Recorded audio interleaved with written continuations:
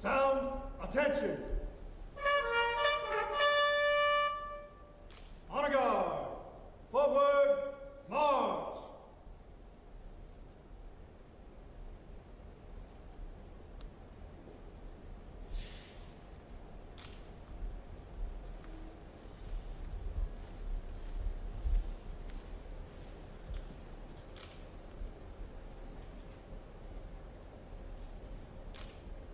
Inboard, face. Will the audience please rise?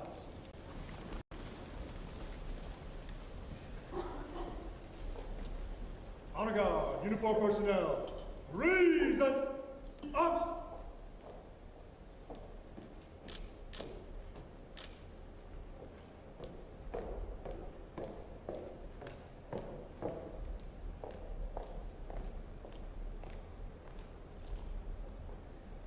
Oh, say, can you see by the dawn's early light what so proudly we hailed at the twilight's last gleaming, whose broad stripes and bright stars through the perilous fight o'er the ramparts we watched were so gallantly streaming, and the rocket's red glare, the bombs bursting in air, gave proof through the night that our flag was still there. Oh, say does that star-spangled banner yet wave o'er the land of the free and the home of the brave?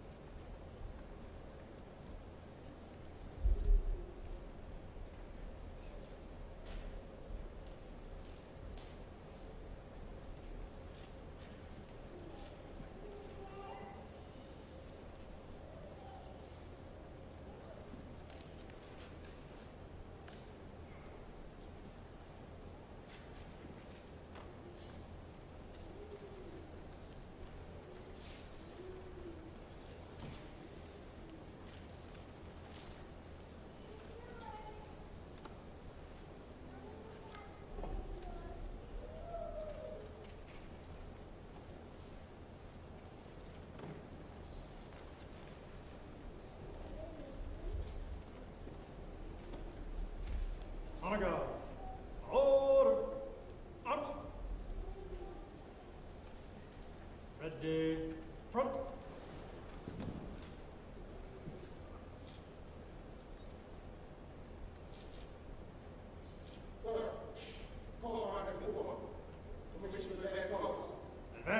Colors.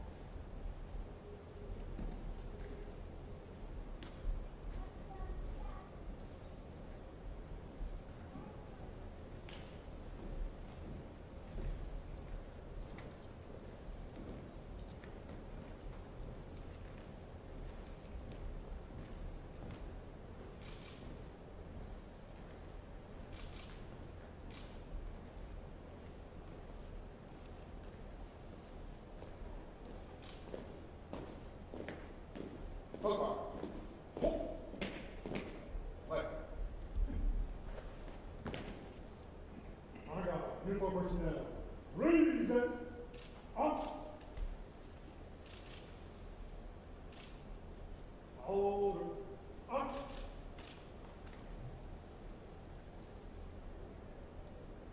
Colors, ready.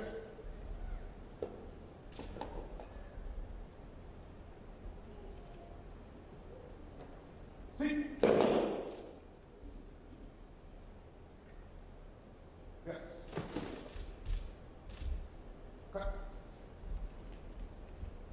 Color bar, right. Hey. Forward. March.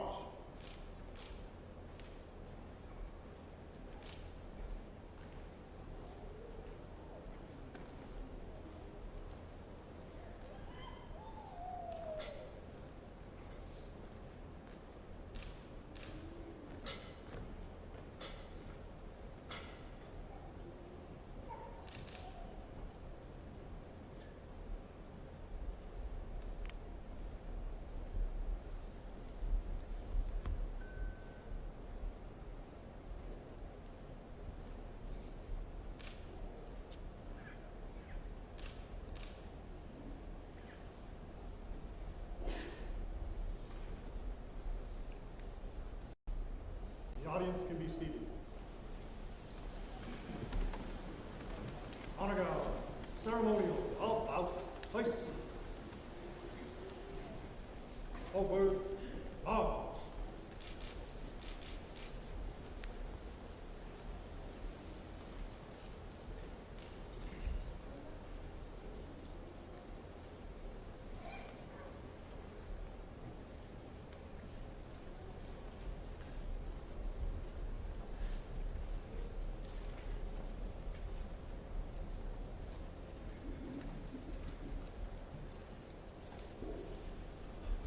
Please join me in prayer.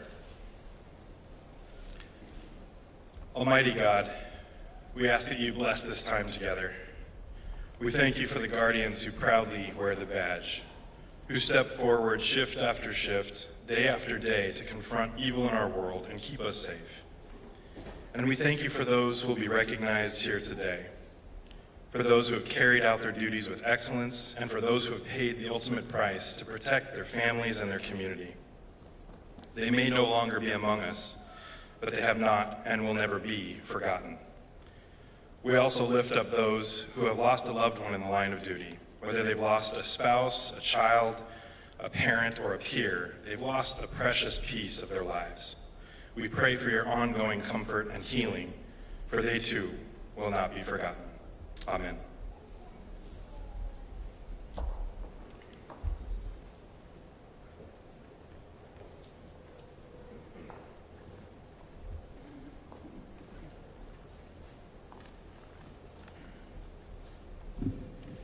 Good afternoon. My name is Brian Johnston. I serve you as the Executive Director of Behind the Badge Foundation. I'm here today along with my friend and co-host, Senior Investigator David Heitzman of the Washington State Attorney General's Office, and we are pleased that you are here to join us for this annual Peace Officers Memorial and Medal of Honor ceremony. And we welcome distinguished guests, Washington State Attorney General Bob Ferguson, Washington State Supreme Court Justice Cheryl Gordon McLeod, and Chief Batiste representing Governor Jay Inslee today. I'd like to welcome my fellow officers and agency members, their families, and members of our greater community. Furthermore, I would like to extend a very special welcome to the 14 individuals who will be receiving the Washington State Medal of Honor, the highest award afforded to a law enforcement officer in this state. Finally, certainly the most important guest today, I would hope that you would join me in welcoming the surviving family members representing officers, both past and present, who gave their lives in service to their communities. I'd also like to recognize the combined Regional Honor Guards for opening our ceremonies, along with Miss Catherine Burke, whose beautiful voice you heard in her stunning rendition of our national anthem, and our good friend Chaplain Van Harris of the Tacoma-Pierce County Chaplaincy, who blessed us with the invocation today. It is with a grateful heart that we thank Evergreen Christian Community who have opened their arms to us. As many of you may be aware, last year after a 2-year absence, this very important ceremony was able to return to its home, an area in Olympia that we believe is hallowed ground, the Washington State Law Enforcement Memorial.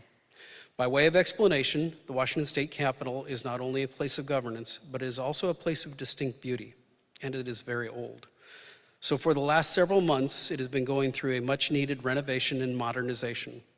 While the memorial itself is open and unencumbered by this project, the area around it would have been substantially impacted and would not accommodate today's ceremony. We hope to be back there next year. And today, at the close of this ceremony, the memorial wreath will be transported under the care of the Honor Guard to the Washington State Law Enforcement Memorial. We would invite you to accompany us to the memorial for some time of reflection and reverence. It is certainly with a heavy heart that we gather here today to pay tribute to the brave men and women who've made the ultimate sacrifice in the line of duty. We come together to honor their courage, their commitment, and their unwavering dedication to serving and protecting our communities. These officers who have given their lives while upholding the law were more than just members of law enforcement. They were parents, siblings, spouses. They were our friends who loved and cared for their families and their communities. They were individuals who took an oath to serve and who put their lives on the line every day to ensure our security and safety. Today we remember these sacrifices of those who have fallen. We remember their courage in their face of danger, their selfless service in the face of adversity, and their commitment to serving their fellow citizens. And it is them that we will pay tribute in the Peace Officers Memorial portion of today's ceremony. But we will also come together to show our unwavering support and appreciation for the officers who continue to serve our communities with dedication and professionalism, and those few who have stood out above that by their extreme acts of bravery and heroism. We will pay tribute to them today in today's Medal of Honor portion of the program. We must never forget the sacrifices of those who have gone before us, and we must always honor their memory by supporting and encouraging those who continue to serve. As we gather here today to honor these fallen heroes, and to those living heroes amongst us, let us also reaffirm our commitment to the strengths, the values, and the dedication of all of our law enforcement officers and their efforts to create and maintain peaceful, healthy, and stronger communities for all. On March 25th last year, Officer Dan Rocha was on patrol in North Everett when he stopped for a cup of coffee at Starbucks. In a parking lot, he encountered an individual who had a substantial felony history. That encounter turned fatal for Officer Rocha, leaving his family without a husband and a father. With leadership that only few of us could ever hope to achieve, Chief Dan Templeman, while in shock over the loss of his own, acted with substantial grace and care and concern, not only for the family of Officer Rocha, but for the men and women of his agency. Please welcome to the stage Everett Police Chief Dan Templeman.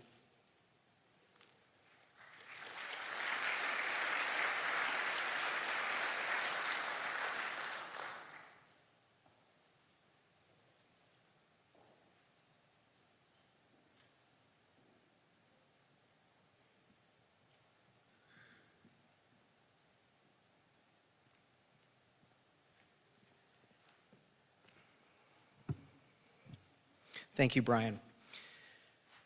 Today, we come together to pay our respects to the brave police officers who have made the ultimate sacrifice in the line of duty. These courageous men and women put their lives on the line to protect our communities and create an environment in which we can all feel safe. I stand here before you today to honor not only the 4 Washington state law enforcement officers who we lost in the line of duty in 2022, but all those who came before them and those who stand in service today as they continue to protect and serve our communities. As I reflected upon the 4 law enforcement officers we lost last year, it was apparent to me that each one of them were not only the best at what they did, but they were truly good human beings as well. These officers were sons, fathers, husbands, brothers, and friends to so many. Their loss left holes that can never be filled in the lives of those who knew and loved them. They were indeed special people. Officer Donald Sahota, a Vancouver police officer with 28 years of law enforcement experience, who friends and family describe as intelligent, wise, and brave. Deputy Dom Collada, a 6.5-year veteran of the Pierce County Sheriff's Office, who those close to him say was kind, selfless, and proud. And particularly close to me, Officer Dan Rocha, who made his mark on the community in his 4 years with the Everett Police Department. His respect for the badge, compassion, and loyalty resonated with those who had the privilege to know him. And Bellevue Officer Jordan Jackson, with 4.5 years of service and a member of the Motors Unit, who his coworkers described as generous, thoughtful, and inspirational. Each one of these officers took on the responsibility to protect and serve their communities. They knew the danger, they knew the sacrifice, but being in law enforcement was their calling. They were kind but courageous and represented the best of humanity. They were more than just the badge. As I stand here today, the significance of this ceremony weighs heavy, because we're not only here to honor the officers who paid the ultimate sacrifice in the last year, but also every other Washington state law enforcement officer who, over the years, has given their life protecting and serving communities across our state. The loss of the 341 law enforcement professionals whose names are engraved on the Washington State Law Enforcement Memorial reverberates through all of our communities and represents a significant loss for not only their families and friends who love them dearly, but for their individual departments and communities who will never be the same. We must never forget the dangers that these brave men and women face every day protecting us. To the families here today, my heart breaks for you. I've been able to look into the eyes of a grieving family member and see the pain and loss that comes with a line of duty death. What many don't realize is the personal sacrifice that each of you make on a daily basis. Family members of law enforcement are special people. Not only do you faithfully support us in the important work that we do, but you are always there to carry us when we need you. To be that shoulder to lean on, that ear to listen, or that rock to center us. Family members of law enforcement officers are just as much a part of this profession as we are. And as individual agencies, we have made a promise to all of you to be there for you, to walk this journey with you each step of the way, to mourn, to cry, or just to be there to show our support. This is the least we can do to honor the lives and the legacies of those we've lost in service. We must never forget the sacrifice that each of these families has made and that families continue to make today to allow us to follow our calling to protect and serve the most vulnerable members of our communities. Lastly, I want to recognize our law enforcement professionals who still stand the line today protecting and serving residents in all of our cities and counties throughout the state. The nature and complexity of the work you perform is underappreciated and oftentimes misunderstood, but yet you continue to serve day and night because it is your calling. And even in the face of danger, you don your uniform, pin on your badge, and head into the darkness of uncertainty, all the time knowing that you too may pay the ultimate sacrifice. Our communities should thank you. I thank you for your courage and bravery and willingness to be what very few can or are willing to be, the protectors of our society who without, none of us could live the lives we do. Thank you for your service, and I want to thank all of you for being here today to honor the officers that we lost last year and those who we've lost before us and support the families. Thank you very much.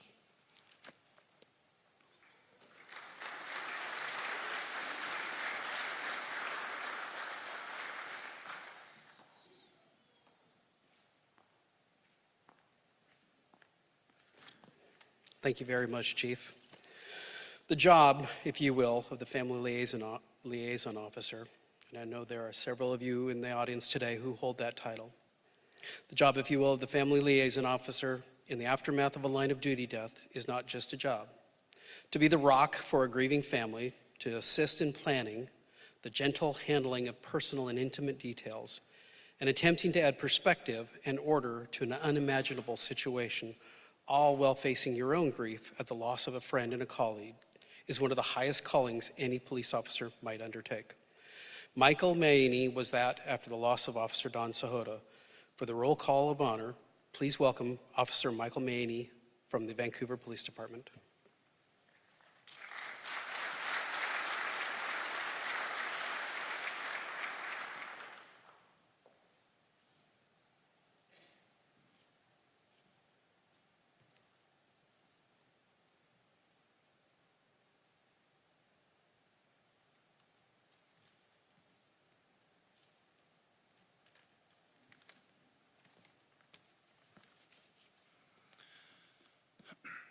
I am honored to stand amongst fellow officers who have sacrificed so much. It is the charge of every officer to carry on the legacy of fortitude, dedication to fellow officers, and fidelity to family of these fallen officers. Special Deputy John Frederick Mines, King County Sheriff's Office, end of watch, July 19th, 1946.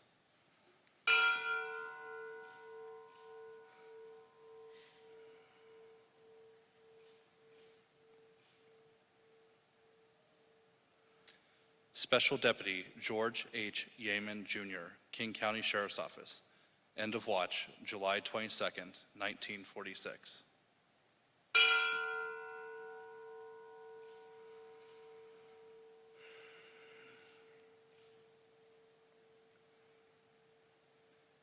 Officer Donald Sahota, Vancouver Police Department, end of watch, January 29th, 2022.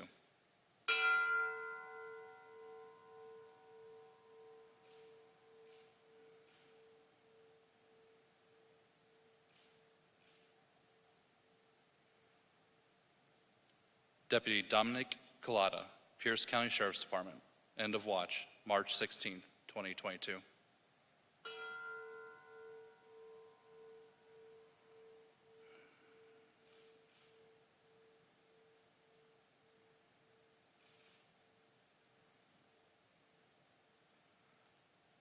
Officer Daniel Rocha, Everett Police Department, end of watch, March 25th, 2022.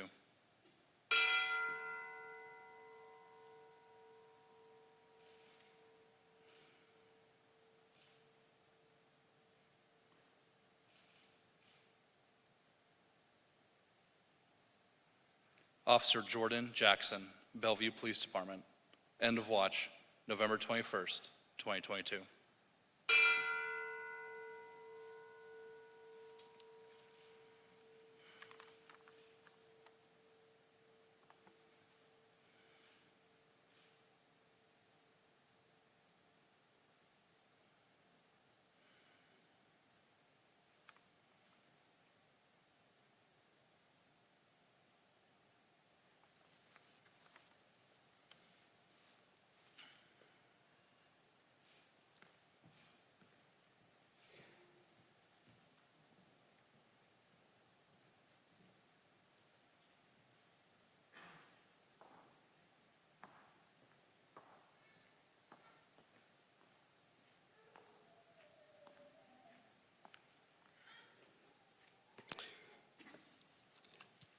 The laying of the memorial wreath represents all officers who have made the ultimate sacrifice and serves as a reminder to never forget our fallen officers, their service to their communities, and their dedication in the performance of their duties. Chief Batiste will lay the wreath today, escorted by the Honor Guard, by 3 Honor Guard commanders.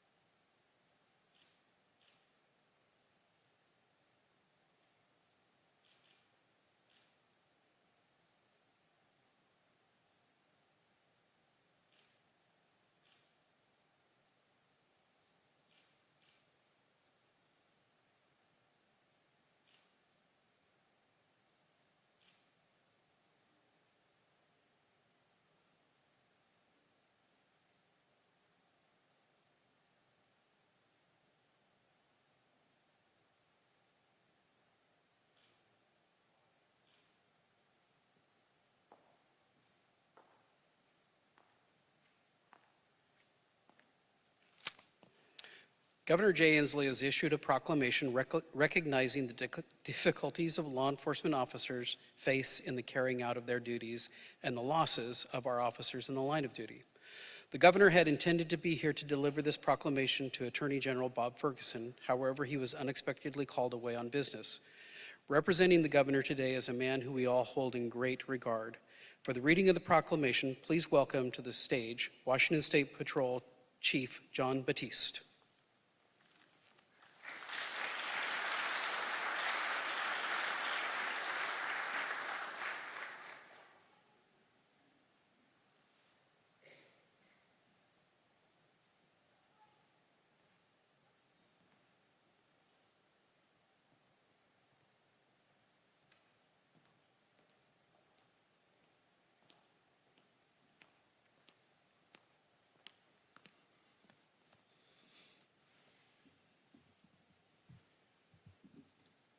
Good afternoon, everyone.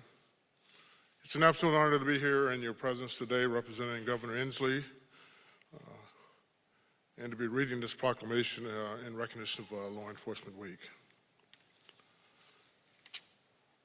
Whereas law enforcement officers are the first line of defense against crime, and whereas law enforcement officers throughout the state conduct themselves in a manner that supports, maintains, and defends the constitutions of the state of Washington and the United States, and whereas law enforcement professionals have become increasingly more complex, posing greater challenges and requiring officers to serve additional hours above and beyond their regular duties, and whereas numerous law enforcement officers, while performing their duties, have risked their own lives to save the lives of others, distinguishing themselves with exemplary meritorious conduct, and whereas the protection of the people in our state and fighting against crime in a 24-hour endeavor, exposing our law enforcement professionals to serious dangers, placing their lives in jeopardy,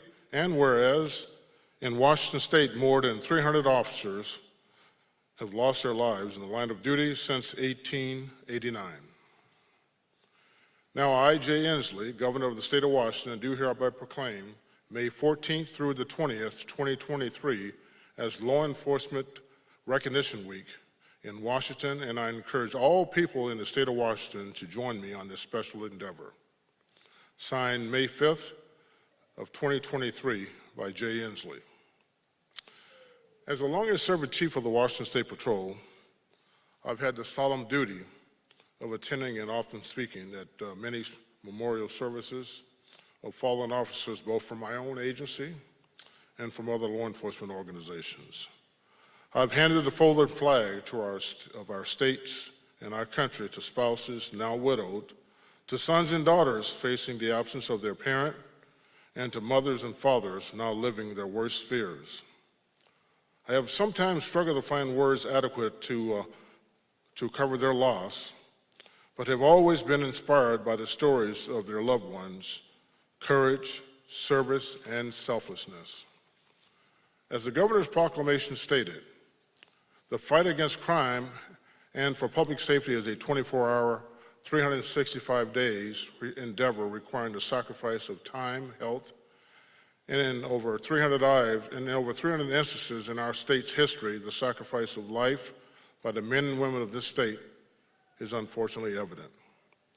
And yes, the job has always been dangerous. One of our first highway patrolmen and his family found that out in August of 1923 when young Vernon Fortin died after a motorcycle collision with another patrolman on a windy dirt road in the town of Linden. 99 years later, Trooper Dean Atkinson, and indeed all of Washington, would be reminded of how dangerous the work can be when last September, a man upset over his own lot in life shot Dean multiple times as he sat in his patrol car in the city of Walla Walla. We will be honoring both Dean and Vernon, as well as several others later in this ceremony with the Medal of Honor. I thank God that Dean and his family are here with us to receive this honor. Even after 100 years, members of Vernon's family are here to listen to the continuing echoes of his courage, sacrifice, just as we hear the echoes of the drums, bagpipes, and the bugle in this beautiful ceremony.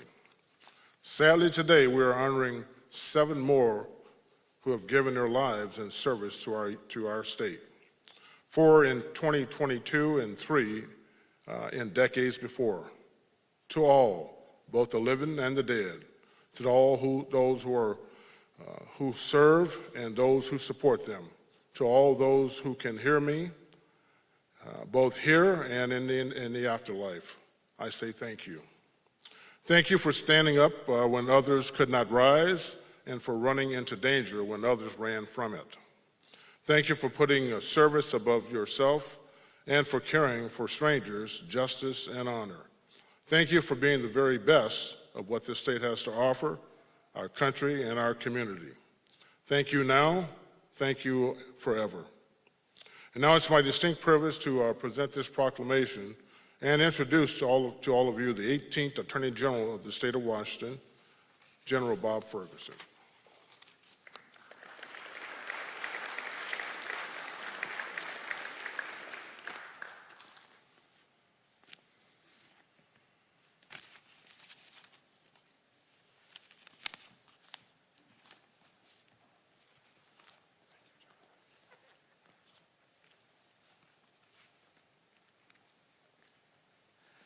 Please join me in thanking Chief Batiste for his many years of distinguished service to the people of the state of Washington.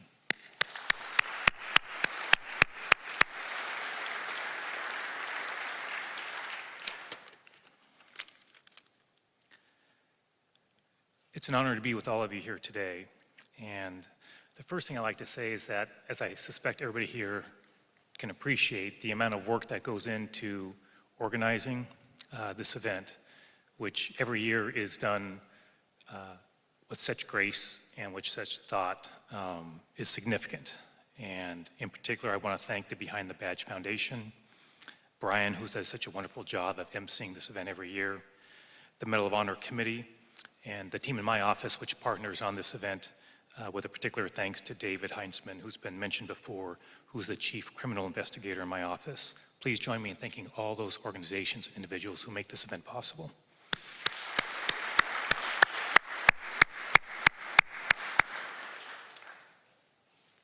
You know, several months ago, I was out with a friend of mine who I've known for many, many years, back to college, and he asked me a question, something along the lines of, he said, "Hey, Bob, what event do you go to, or have you gone to, that is most impactful to you?" It was a question along those lines. And when I thought about his question, the answer that immediately popped in my mind is this event, which of course is a great honor to attend every single year. And when he asked me to explain why that was, you know, I thought about was that the event to me, and I suspect to you as well perhaps, creates for me really a tangle of emotions that I feel. Those emotions include, obviously, grief, anger. Often that anger is directed at what can seem to be the senseless nature of the tragedies that result in a loss of life. Pride. I often feel great pride for the individuals who we recognize here today, their extraordinary service and sacrifice. Pride that we have individuals like that in our community and in our state who willingly choose to serve in the way that has been mentioned so many times already today. And also gratitude. Gratitude for those individuals who choose that path to protect the people of our state. And so I think for me it's that there aren't too many events you go to where you truly feel, I think, of such a broad range of emotions, kind of all at the same time, perhaps in conflict a little bit with each other. But I suppose what I just want to conclude with is, I think amongst those emotions, what I think I perhaps most come back to is gratitude. The thanking of those who we honor today, the thanking of all of you in this room today as well. Chief Templeman, thanks for including the families as well. I really appreciate it. I had comments about that as well, but I think you pretty much summed it up pretty well. And gratitude to all who serve across our state who aren't here today. And I say that in my capacity, of course. I'm here because I'm the Attorney General, so on behalf of the people of the state of Washington who feel that same gratitude. But really, I think primarily for me as a dad, I have young teenagers, and so to know that they can be safe as they go about their honestly increasingly complex lives as they become teenagers, to know that there are people out there like all of you and so many others whose mission and passion is to protect them and everybody across our state. So it's with that feeling of gratitude I want to thank each and every one of you, and again to say what an honor it is to be here today. Thank you so much.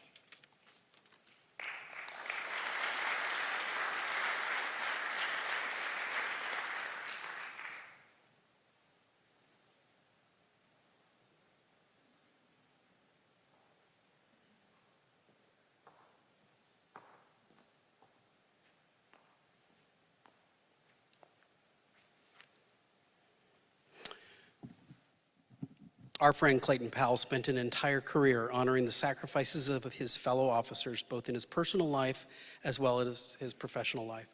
In retirement, Clayton eloquently weaves together words to beautifully express his thoughts. For an original poetic reading, please welcome retired officer Clayton Powell of the Seattle Police Department.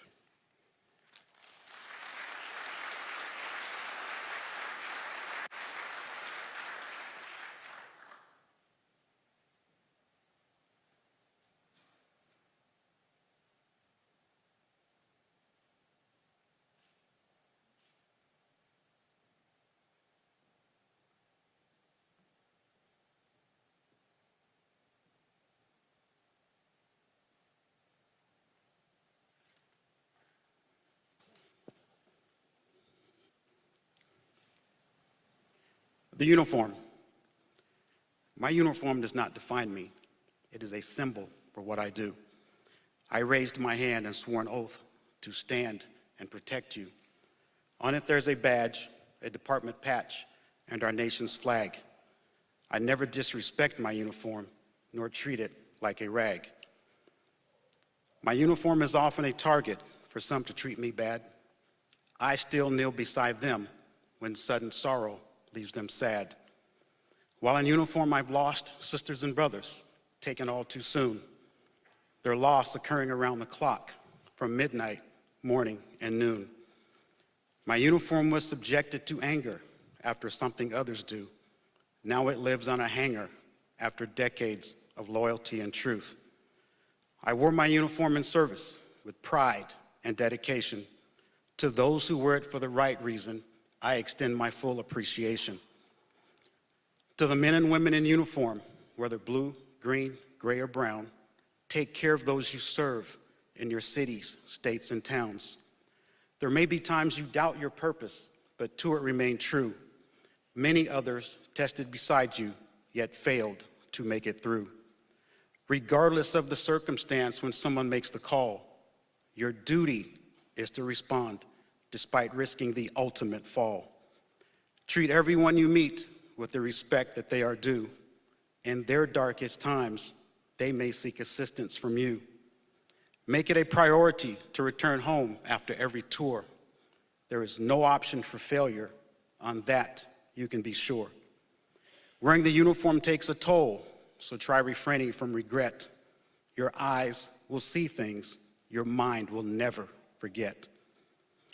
We share times of grief when our families are torn apart. Loved ones are left grasping memories and mending a broken heart. There were days and there were nights I had to force myself from bed, on occasion searching for a reason to not eat a piece of lead.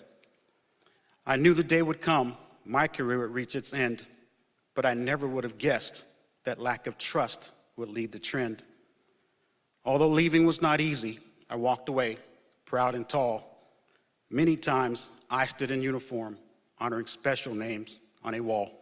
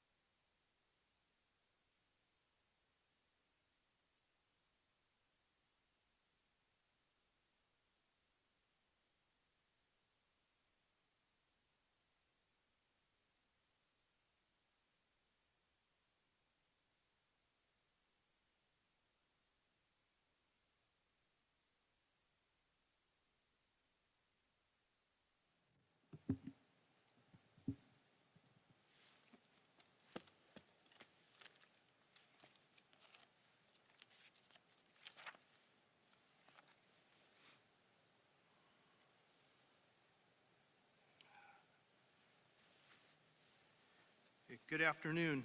Thank you for your patience during our housekeeping here. Welcome to the 2023 Washington Law Enforcement Medal of Honor part of the ceremony. My name's David Heitzman. I'm a retired sergeant from Snohomish County. I currently serve with the Homicide Investigation Tracking System at the Attorney General's Office. It is my honor and privilege to serve as the Secretary of the Law Enforcement Medal of Honor Committee and to facilitate the presentation of the awards this afternoon. Many thanks to the committed staff at the Behind the Badge Foundation. They work tirelessly to support the family and friends of our fallen officers. Behind the Badge has again been critical in the operational and logistical support for this ceremony. The Washington Law Enforcement Medal of Honor was established by statute in 1994. This medal is the highest award that is afforded to a law enforcement officer in the state of Washington. The Law Enforcement Medal of Honor Committee is comprised of staff of the Attorney General's Office, the Governor's Office, the Washington Council of Police and Sheriffs, and the Washington Association of Sheriffs and Police Chiefs. The committee is charged by statute to make recommendations to the Attorney General and the Governor for the award. Those recommendations are based on significant acts of heroism, bravery, and sacrifice by law enforcement officers in the commission of their duties. Nominations for this most significant medal must be endorsed by the Chief Executive of the nominating agency. After receiving the nominations, the Medal of Honor Committee spends many hours investigating and deliberating over those actions which might be worthy of the Medal of Honor. It has been a very humbling experience reviewing the amazing accounts of professionalism, courage, and sacrifice of today's 18 recipients. At this time, I would like to invite Attorney General Bob Ferguson to the stage, as well as Chief John Batiste from the Washington State Patrol. Assisting us today are our committee members, Mike Allen, Officer Mike Allen, Gig Harbor Police, and Officer Matt Bonsib from the Gig Harbor Police Department.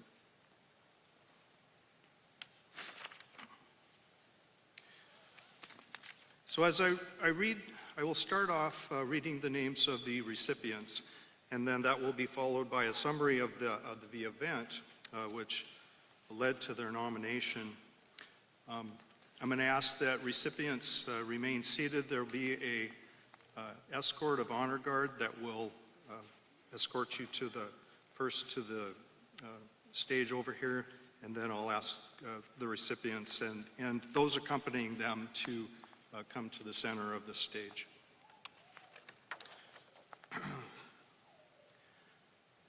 For posthumous service, Officer Daniel Rocha, Everett Police Department, end of watch, March 25th, 2022.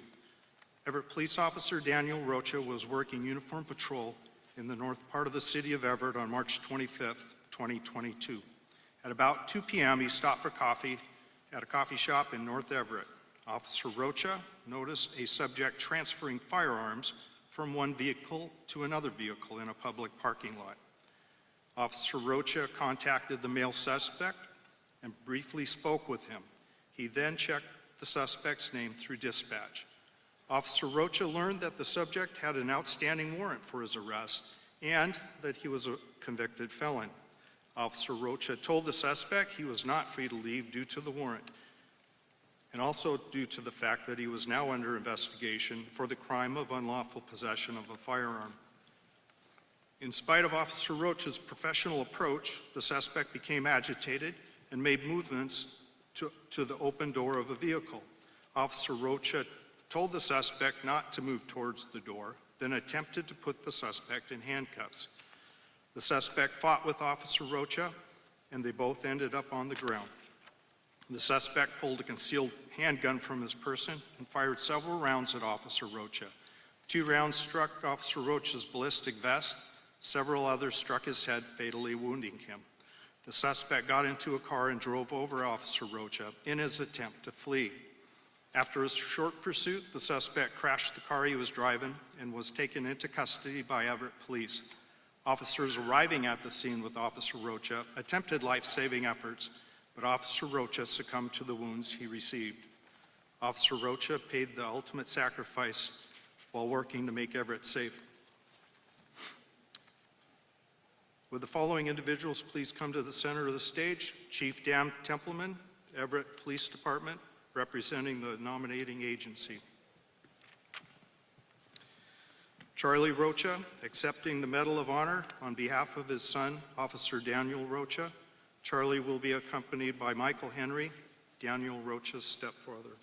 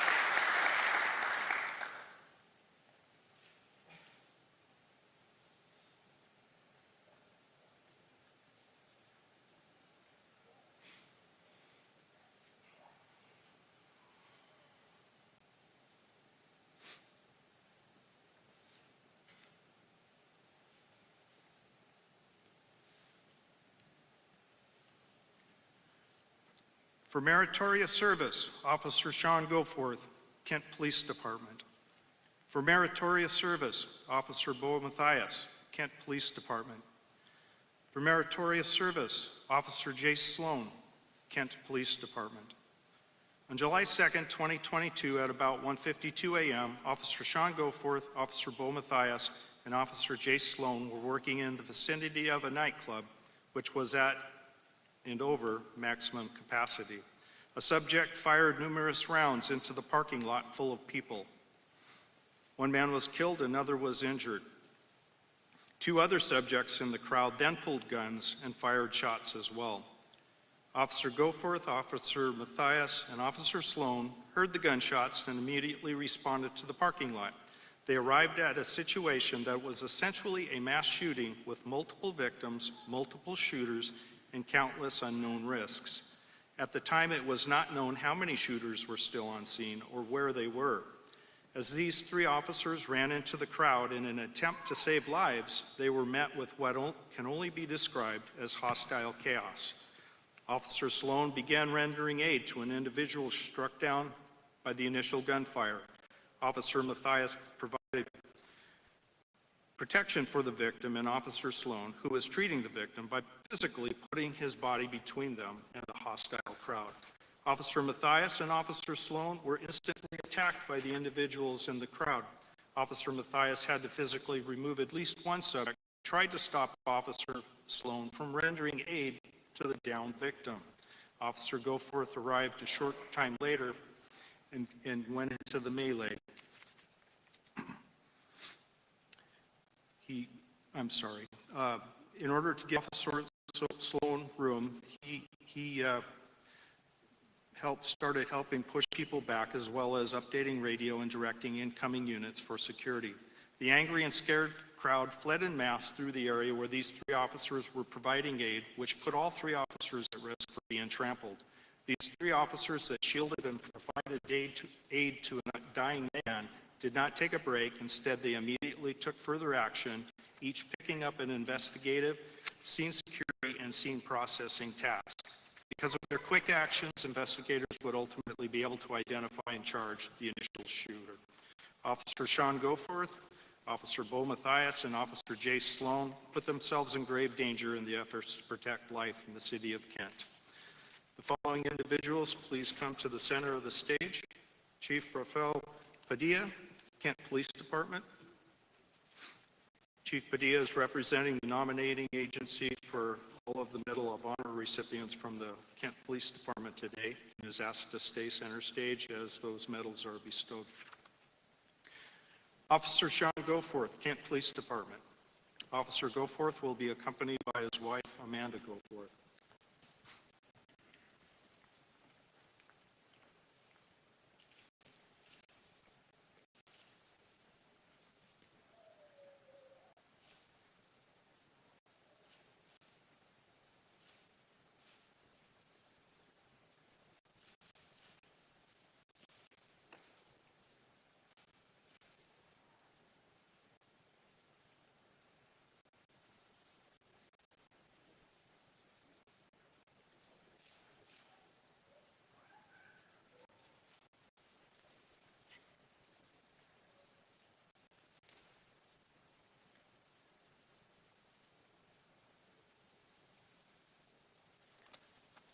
Officer Bo Mathias, Kent Police Department. Officer Mathias will be accompanied by his wife, Tristan Mathias.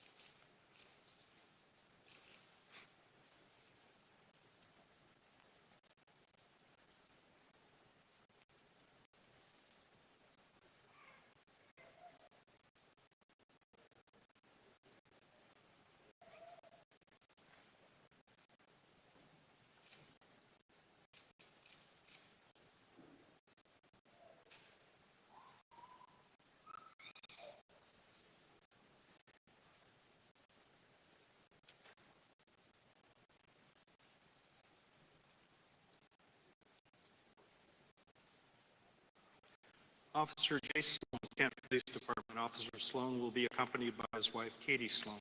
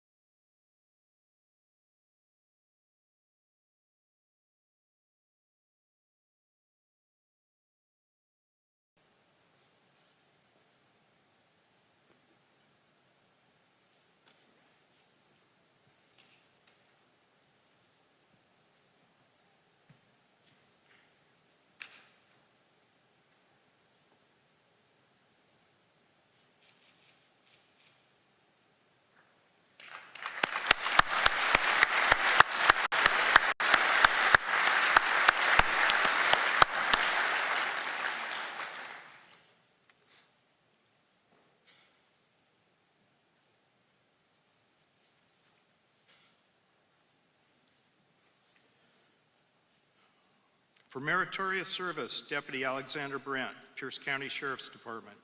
For meritorious service, Deputy Nathan Coggan, Pierce County Sheriff's Department. For meritorious service, Detective Patrick Dos Remedios, Pierce County Sheriff's Department. For meritorious service, Deputy James Moss, Pierce County Sheriff's Department. For meritorious service, Deputy Ryan Olivares, Pierce County Sheriff's Department. For meritorious service, Deputy Tyler Seavey, Pierce County Sheriff's Department.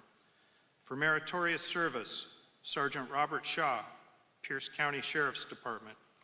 For meritorious service in line of duty injury, Lieutenant Richard Scaniff, Pierce County Sheriff's Department, formerly Sergeant Scaniff. For posthumous service, Deputy Dominique Collada, Pierce County Sheriff's Department. End of watch, March 16, 2022. On March 15, 2022, at approximately 1200 hours, members of the Pierce County Sheriff's Department SWAT team were tasked with a high-risk warrant service of a known convicted felon. The suspect had an outstanding warrant for felony assault. Due to the suspect's well-documented violent history, the Pierce County Sheriff's Department SWAT team was deployed to take him into custody. The suspect was parked in a vehicle as the SWAT team arrived in a SWAT vehicle driven by Detective Dos Remedios. Sergeant Richard Scaniff was the team leader and riding in the front passenger seat of the SWAT vehicle. Sergeant Scaniff exited the vehicle first. Deputy Dominique Collada, Sergeant Robert Shaw, Deputy Seavey, Deputy Coggan soon exited afterwards. Deputy Moss and Deputy Olivares were providing overall security for the warrant service. Deputy Brandt was operating the marked patrol unit that was needed for this warrant service. As the team exited the SWAT vehicle close to the suspect vehicle, Detective Dos Remedios saw the suspect point a handgun directly at him, and he immediately alerted the team. The suspect fired several rounds from the handgun at the team. One round penetrated the windshield and narrowly missed Detective Dos Remedios' head. Sergeant Shaw, who had taken cover at the driver's side of the SWAT vehicle, felt glass hit his face from that round. Deputy Coggan encountered the oncoming gunfire and heard the bullets flying past his head. He clearly saw the suspect shooting at the SWAT team from inside the suspect vehicle. Deputy Seavey also encountered the suspect gunfire with bullets passing close to his head. Sergeant Scaniff, Sergeant Shaw, Deputy Seavey, and Deputy Coggan fired their weapons at the suspect in an attempt to incapacitate him to stop the threat. Sergeant Scaniff was hit by a round fired from the suspect and was knocked to the ground. Deputy Dominique Collada stepped up to Sergeant Scaniff, likely to engage with the suspect and provide cover for Sergeant Scaniff. Deputy Collada was struck in the head by one of the rounds fired by the suspect and also went to the ground. Hearing the gunshots, Deputy Olivares, Deputy Moss, and Deputy Brandt left their respective areas of cover and ran toward the scene to assist. Sergeant Shaw ordered a ceasefire upon seeing no additional rounds coming from inside the suspect's vehicle. Sergeant Shaw soon learned that 2 members of the SWAT team were critically injured by gunfire, including the team commander. Sergeant Shaw immediately took over responsibilities as SWAT commander and ordered the rescue and evacuation of Deputy Collada and Sergeant Scaniff. Deputy Seavey left his area of cover and ran to Sergeant Scaniff. Deputy Seavey dragged Sergeant Scaniff to an area of cover where he could be treated with life-saving aid. Deputy Coggin saw that Sergeant Scaniff was bleeding heavily and swiftly placed his knee and body weight on Sergeant Scaniff's leg in an attempt to slow the bleeding. He was able to access the wound and packed it with gauze. Deputy Seavey then retrieved a shield from the back of the SWAT vehicle and handed it to Deputy Moss and Deputy Olivares. Deputy Moss and Deputy Olivares rushed to Deputy Collada and stepped between him and the threat area of the suspect vehicle. They provided cover for Deputy Seavey and Deputy Collada as Deputy Seavey dragged Deputy Collada to safety and emergency medical care. Detective Dos Remedios provided cover throughout the incident. Deputy Coggin and Deputy Brandt got Sergeant Scaniff into the patrol car. Deputy Brandt pulled Sergeant Scaniff on top of him, keeping pressure on the wound as Deputy Coggin drove them from the scene to life-saving care. When Sergeant Scaniff said that he was dying and collapsed, Deputy Brandt pounded on his chest and yelled at him to stay with him. Sergeant Scaniff and Deputy Collada were both transported to the hospital. Sergeant Scaniff had received a very serious wound to his femoral artery. Each of these deputies put themselves in harm's way to end a deadly threat to themselves and innocent citizens and to extract their wounded partners from harm's way. Their swift action, courage, and teamwork saved the life of Sergeant Scaniff and were key in keeping Deputy Collada alive one more day. Dominique Collada succumbed to his wound and passed away the following day. He paid the ultimate sacrifice to serve and protect the citizens of Pierce County. Would the following individuals please come to the center stage? Sheriff Ed Troyer, Pierce County Sheriff's Department. Sheriff Troyer is representing the nominating agency for all 9 Medal of Honor recipients from the Pierce County Sheriff's Department and is asked to stay center stage as all the medals are bestowed. Deputy Alexander Brandt, Pierce County Sheriff's Department.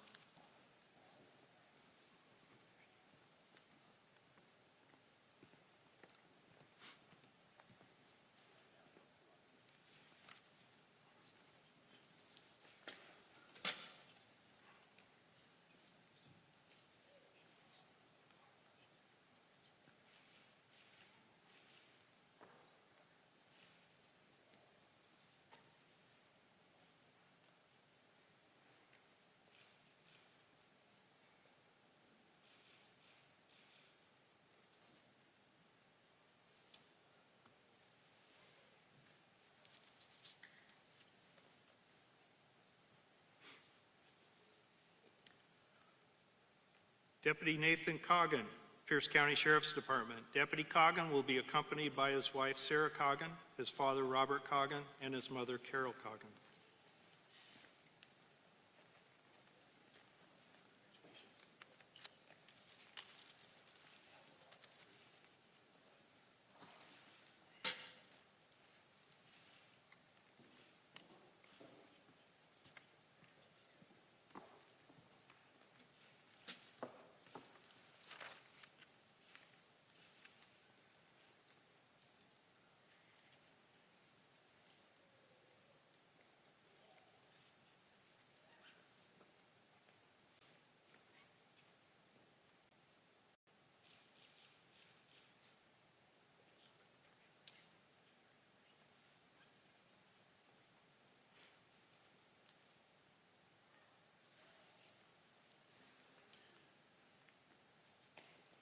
Lieutenant Richard Scaniff, Pierce County Sheriff's Department. Lieutenant Scaniff will be accepting the award on behalf of Detective Patrick Dos Remedios.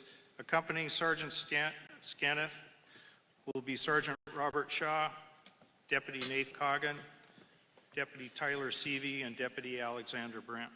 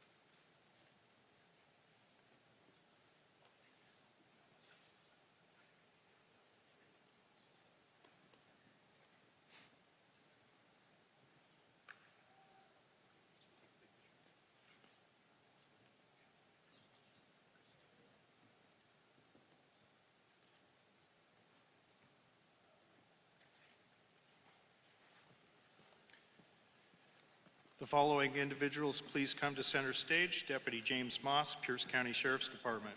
Deputy Moss will be accompanied by his wife, Jennifer Moss.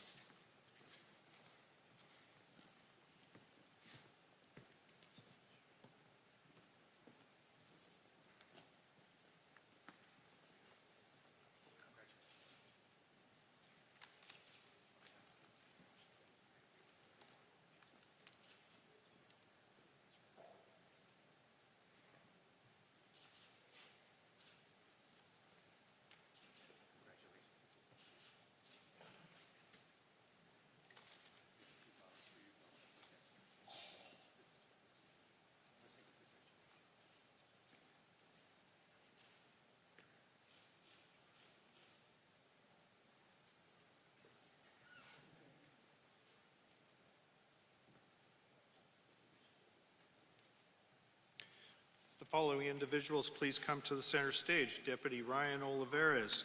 Deputy Olivares will be accompanied by his wife, Sam Olivares, his daughter, Natalie Olivares, and his son, Louis Olivares.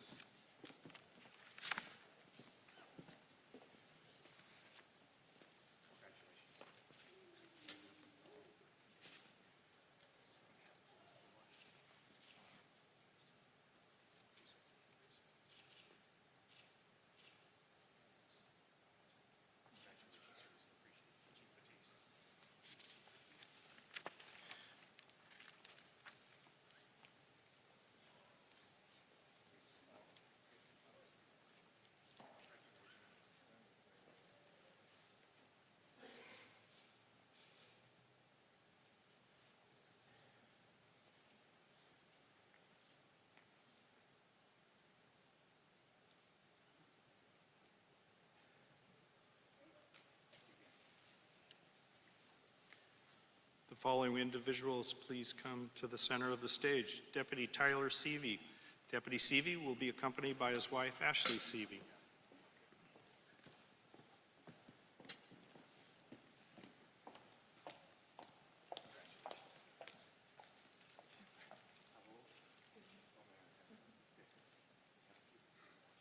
My apologies, I did not have the name for this very special guest with the pink ribbon.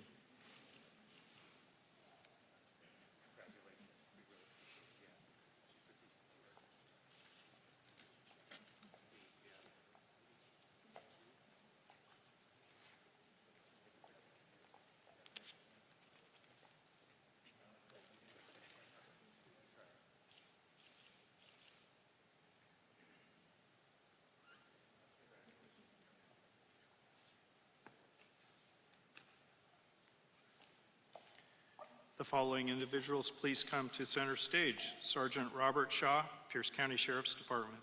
Sergeant Shaw will be accompanied by his wife, Deanne Shaw, and his son, Bobby Shaw.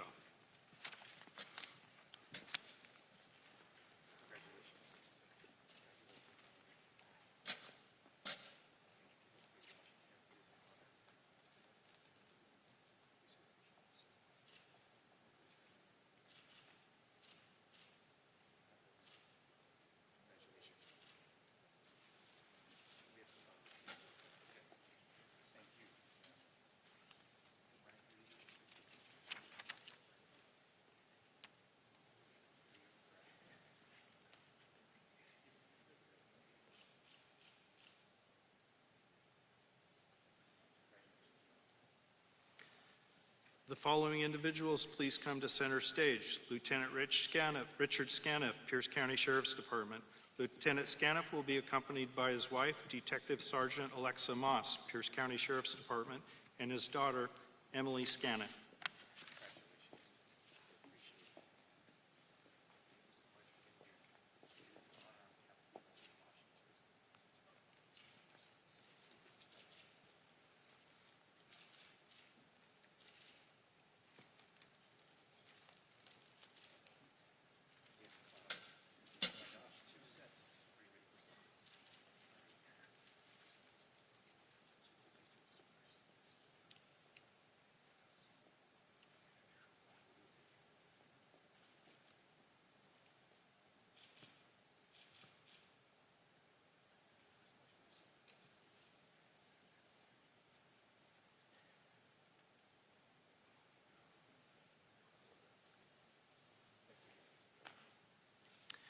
Would the following individuals please come to the center stage? Erin Collada, accepting the Medal of Honor on behalf of her husband, Deputy Dominique Collada. Erin will be accompanied by his son Dylan Collada, his father Ray Collada, and his mother Angie Collada.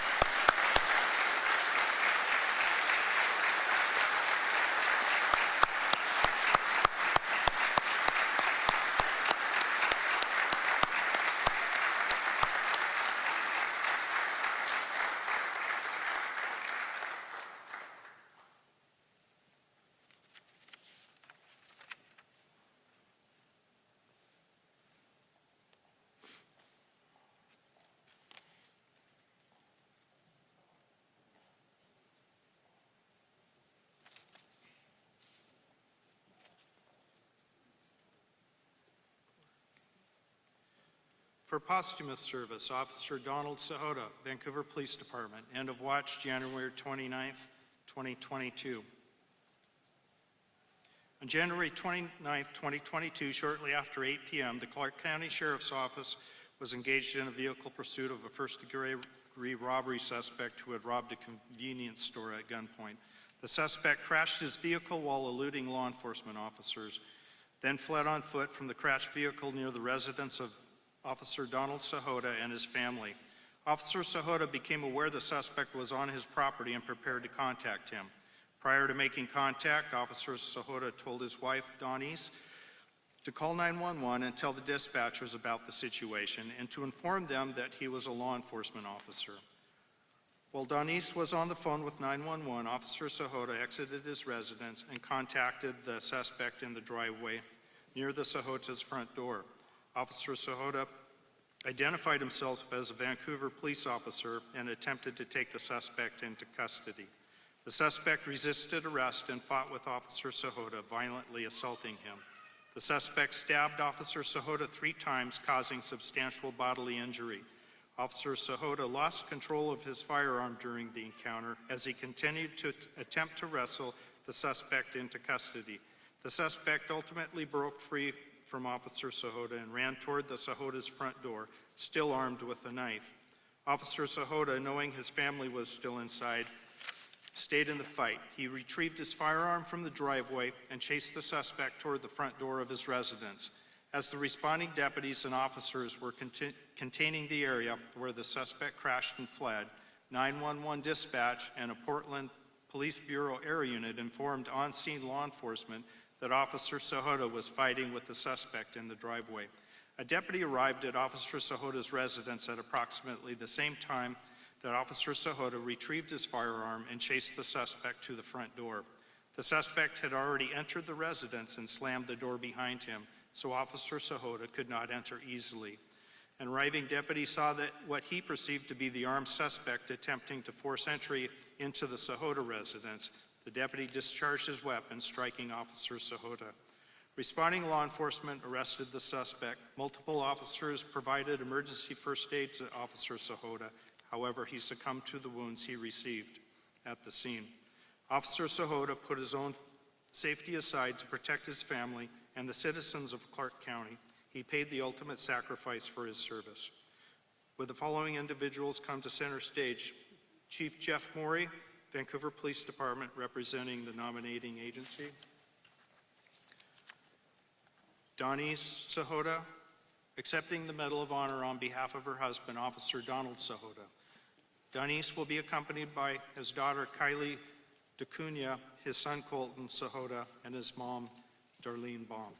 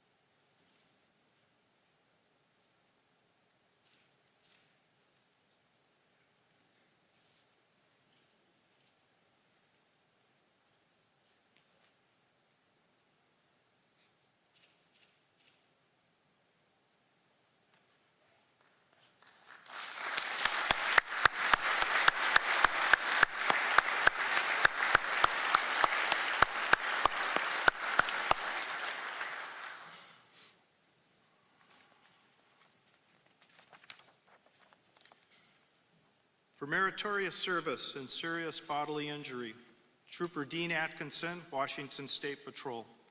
On September 22nd, 2022, at approximately 5:10 p.m., State Trooper Dean Atkinson Jr. was on routine patrol in Walla Walla, Washington. As Trooper Atkinson traveled on West Poplar Street, he observed a gray passenger car traveling 50 miles per hour in a 35 zone. Trooper Atkinson followed the gray passenger vehicle for a short distance, waiting for a safe location to initiate a traffic stop. Shortly after he activated his overhead lights, the driver of the gray car abruptly slowed and made an illegal U-turn. Unsure of the driver's intentions, Trooper Atkinson slowed and moved to the right of his lane to also make a U-turn. As Trooper Atkinson was positioning his patrol vehicle to make this maneuver safely, the driver of the gray passenger vehicle drove towards the left rear quarter panel of the patrol car and then came to a quick stop. Before Trooper Atkinson could complete the U-turn, he saw a male with a handkerchief over the lower half of his face walking towards his patrol vehicle with a handgun pointed at his driver's side window. As the suspect closed the gap between his driver's door and the patrol vehicle, Trooper Atkinson looked over his left shoulder and saw the firearm pointed at him. Trooper Atkinson immediately raised his left hand in self-defense, leaned as far to the right as he could, and stomped on the gas pedal. As the patrol vehicle took off, the suspect fired 4 rounds at Trooper Atkinson, striking him in the left hand, the left side of his face, the the base of his left ear, and in the back of his head. As Trooper Atkinson drove away from his attacker, he immediately got on the radio to advise State Patrol Communications that he had been shot. He attempted to provide the location and description of the assailant that had just ambushed him. Trooper Atkinson also had the clarity of mind as he came to intersections to slow down and turn on his siren to clear them, all while updating communications of the details of his injury. Unfortunately, due to a bullet being lodged in the roof of his mouth, Trooper Atkinson was not able to speak clearly, and State Patrol Communications were not able to read his transmissions. As Trooper Atkinson drove away from the attack, he saw a fire station, but sensing his injuries were far worse than he thought, he pushed on to a local hospital. When he arrived at St. Mary's Hospital, he turned off his siren, exited his patrol vehicle, and took a defensive position behind his vehicle while he scanned the parking lot to ensure the suspect who had just shot him wasn't following him to the hospital. Once he felt safe to move to the secured emergency room entrance, he made his way there, knocked on the glass door until someone saw him and let him in. Trooper Atkinson was able to communicate to the emergency room staff that he had been shot, and they immediately went to work on his injuries. They also notified State Patrol Communications and Walla Walla County Sheriff's Office of the event, and they were able to quickly get a description of the suspect vehicle out to local law enforcement. The suspect was located and taken into custody about 30 minutes after his attack on Trooper Atkinson. Trooper Atkinson was seriously injured while protecting the citizens of Washington and performed his duties with courage, perseverance, and professionalism during the suspect's attack and while getting himself safely to the hospital. Chief John Batiste, Washington State Patrol, will be representing the nominating agency. The following individuals please come to center stage. Trooper Dean Atkinson, Washington State Patrol. Trooper Atkinson will be accompanied by his fiancée, Megan Graves.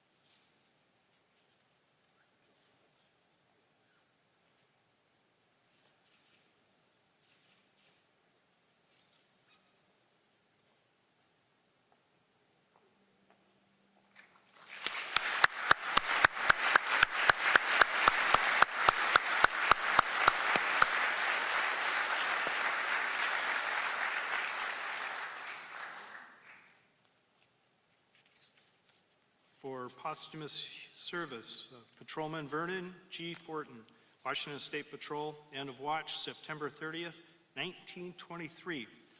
On September 26, 1923, Patrolman Vernon Fortin and Patrolman Ben Rausch were motors officers, both assigned to a detail outside of Linden, Washington. The purpose of their assignment was to respond to reports of violators driving recklessly and at excessive speeds. As Patrolman Fortin and Patrolman Rausch were riding abreast northbound on a rural two-lane road, an automobile came rapidly up on them, crowding them. As the two patrolmen attempted to quickly make room for the car, Patrolman Fortin's foot became entangled in Patrolman Rausch's motorcycle. The handlebars of both motorcycles locked as well. Patrolman Fortin's motorcycle sank in the soft gravel on the shoulder and the machine skidded. He tried to jump free from the entanglement, but severely broke his leg. Patrolman Rausch was not injured and was able to get Patrolman Fortin to St. Joseph's Hospital in Bellingham by a private ambulance. Patrolman Fortin's extensive injuries included a compound fracture of the femur, internal injuries, and severe bruising throughout his body. His condition quickly deteriorated with the onset of pneumonia. Patrolman Fortin succumbed to his injuries on September 30th, 1923. Patrolman Vernon Fortin endeavored to make citizens of Washington safer and paid the ultimate sacrifice while carrying out his duties. Chief John Batiste will be representing the nominating agency. The following individuals could please come to center stage. Kelly Otis, accepting the Medal of Honor on behalf of her great-great-uncle, Patrolman Vernon Fortin.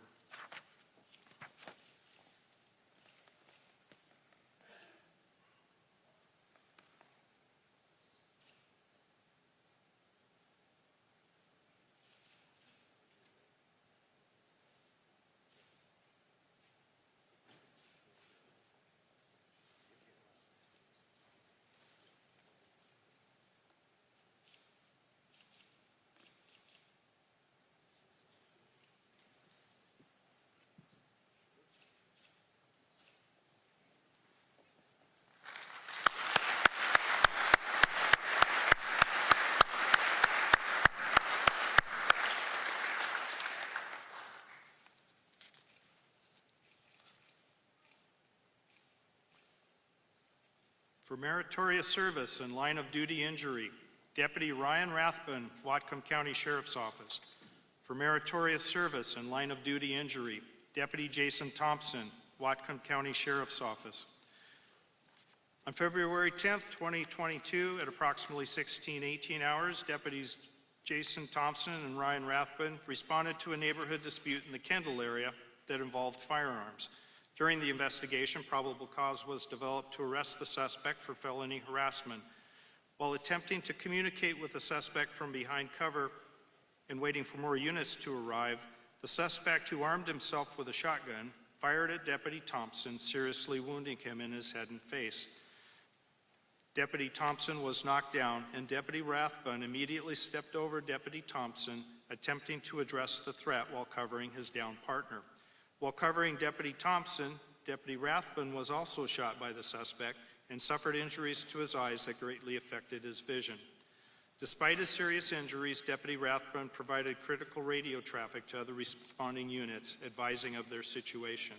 He then moved back towards the threat and dragged Deputy Thompson out of harm's way to an area of cover so aid could be rendered. Both Deputy Rathbun and Deputy Thompson had lost some of their vision due to their injuries. They still updated incoming law enforcement units. Once other units began to arrive and take over the scene, Deputies Rathbun and Thompson devised a plan to evacuate themselves to a safe location so they could meet aid units. To accomplish this, they both had to leave cover and move through an area where the suspect could have another opportunity to shoot at them. Deputy Thompson used clear communication to guide Deputy Rathbun to his patrol vehicle that was parked on the roadway. Deputy Thompson was then able to guide Deputy Rathbun into the rear seat of the patrol vehicle so that he could drive them away from the scene to aid units. Although Deputy Thompson was seriously injured and had difficulty seeing, he drove past the suspect's residence in order to get himself and Deputy Rathbun to safety. Using their training and teamwork, they were able to extract themselves to a safe location.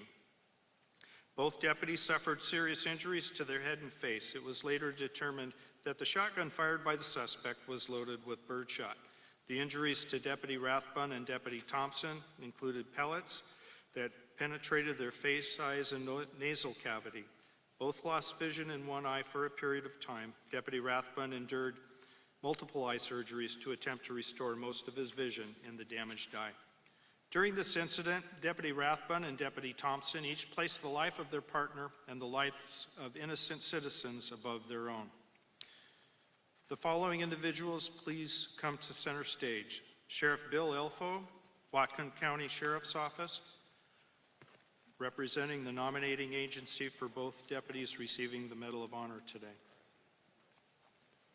Deputy Ryan Rathbun, Whatcom County Sheriff's Office. Deputy Rathbun will be accompanied by his wife, Jessica Lawson.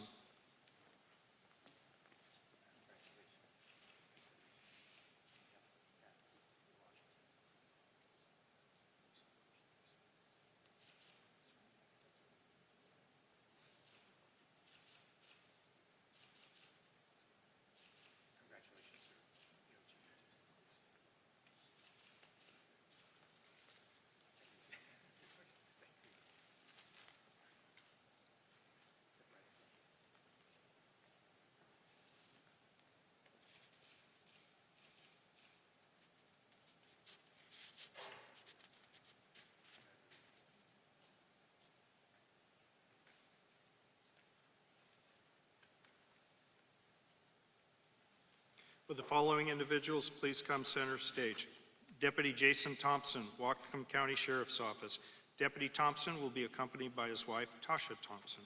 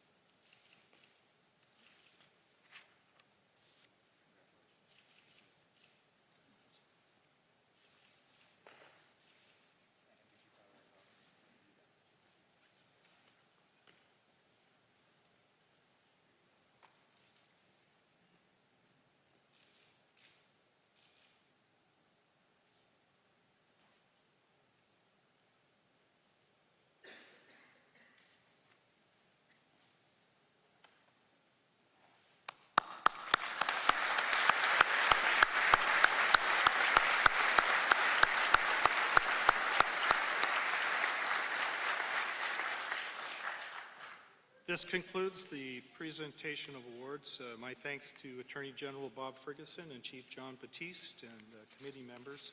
Feel free to take your seats.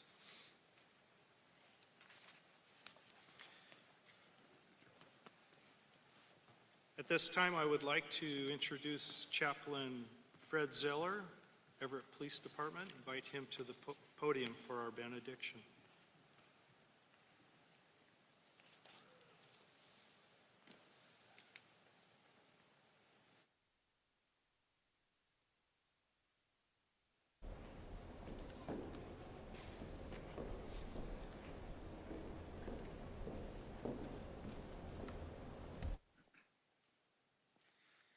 Ladies and gentlemen, would you please pray with me according to your own faith or creed? Almighty God of love, peace, and justice, by your grace and goodness you've given to us citizens, exemplary heroes who have shown courage and the greatest love to us, the citizens of this state. By grace, as we depart, may the impact of their actions motivate us to become better men and women, sons and daughters. May their deeds be recalled in private and publicly, resounding even within the halls of our government. May the hearts of their families be warmed by our respect and pride and gratitude for them and for their loved ones. And finally, by your grace, multiply and protect the peace officers of the state of Washington. Amen.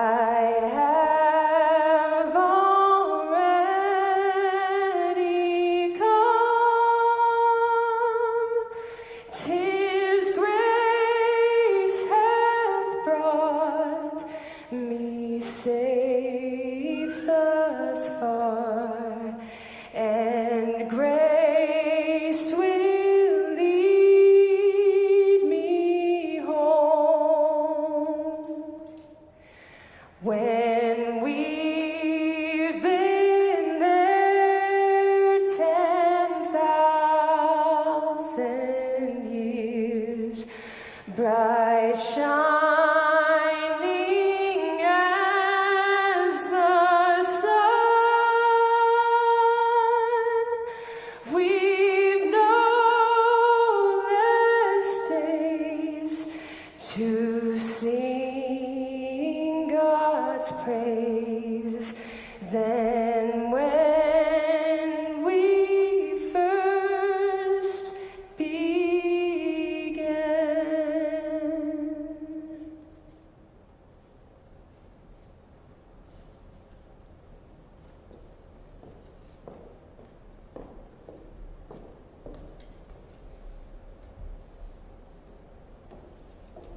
Will the audience please rise?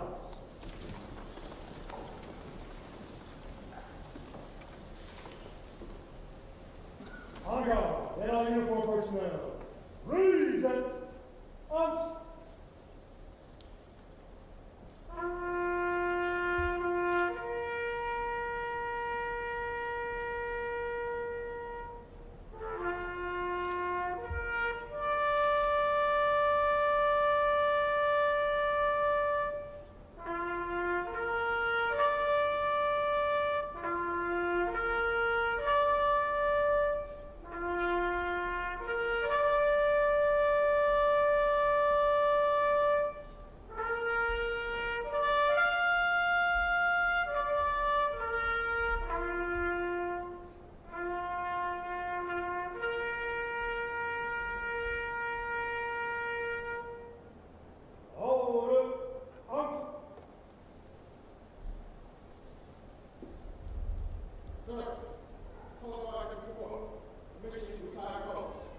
Retire the colors.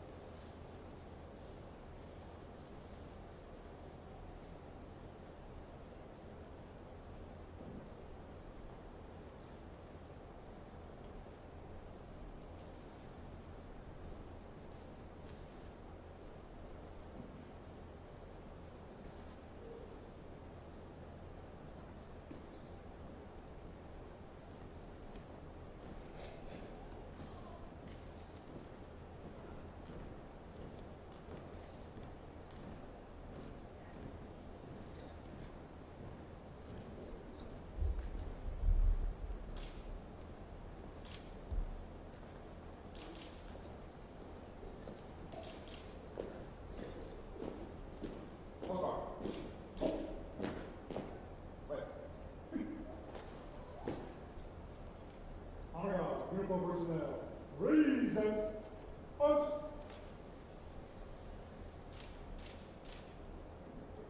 Hold.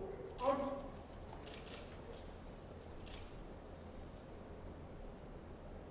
Colors. Ready. Retreat. Color bar. Right. Feet. Forward. Hook.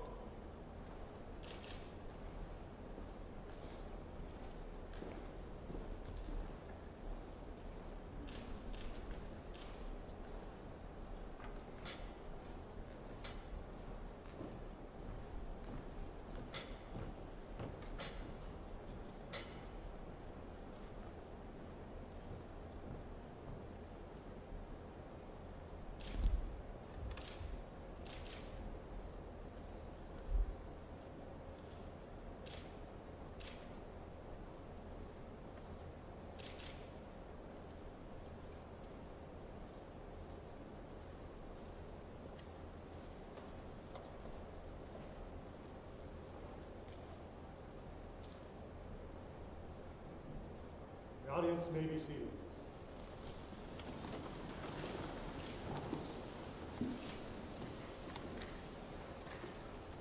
Great detail. Post.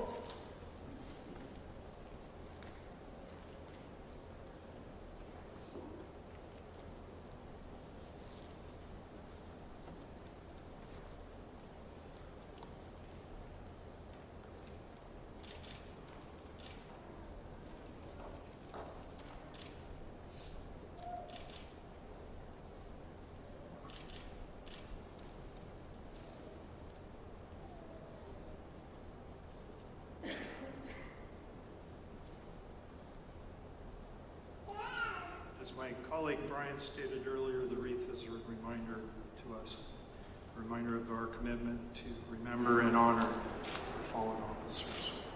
The wreath will be set at the Washington State Law Enforcement Memorial following this ceremony. Honor guard. Ceremonial. All about place. Forward. March.